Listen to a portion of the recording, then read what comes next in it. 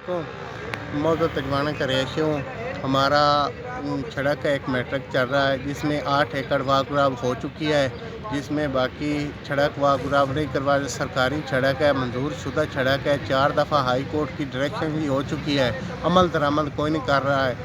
इसके ऊपर हमारे ऊपर 7 FIR भी इसी सड़क की प्राइवेट आदमी ने कराया है, ना महकमे ने कराया, प्राइवेट आदमी ने कराया।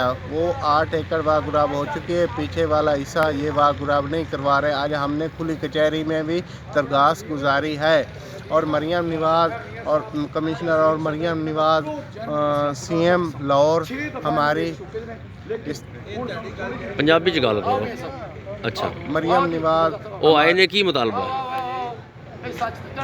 सड़क का मामला है जी, सड़क वाह गुराब कोई नहीं करवा रही है, पिया जलील हो रहे हैं। 2 साल हो गए इन पे, अमल दरामद ही कोई नहीं करा रहा है। किधर जाए, सरकारी रास्ता है वो कोई नहीं वाह गुराब करवा रहा है। अच्छा, ये दसो कमिश्नर मुल्तान भी आए ने, DC विहाड़ी भी आए ने, ते की गल है वो हाले तक अमल दरामद क्यों नहीं हुई? कितनी बारी दरखास्तां दे चुके हो?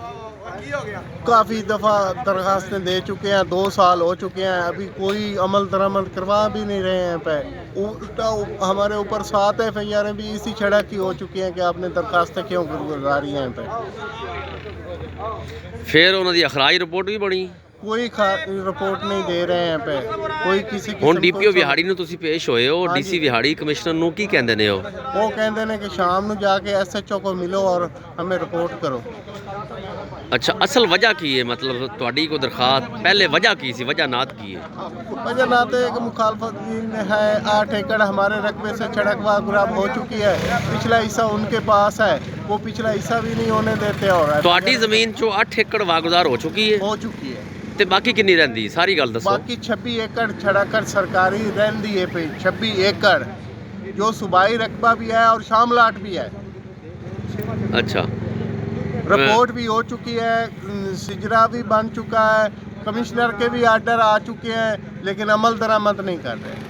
ਉਹਦੀ ਕੀ ਵਜ੍ਹਾ ਹੈ? ਕੋਈ ਸਿਆਸੀ ਅਪਰੋਚ ਹੈ? ਕੀ हाँ जी, ਮਸਲਾ ਹੈ? सियासी अप्रोच भी है उनके साथ, मोहतरम तमीना दल्ताना के बेटे इरफान की और इमरान की। ਅੱਛਾ, ਇਹਦੇ ਵਿੱਚ ਹੁਣ ਕੀ ਮੁਤਾਲਬਾ ਹੈ ਤੁਹਾਡਾ ਵਜ਼ੀਰ ਆਲਾ ਪੰਜਾਬ ਨਾਲ?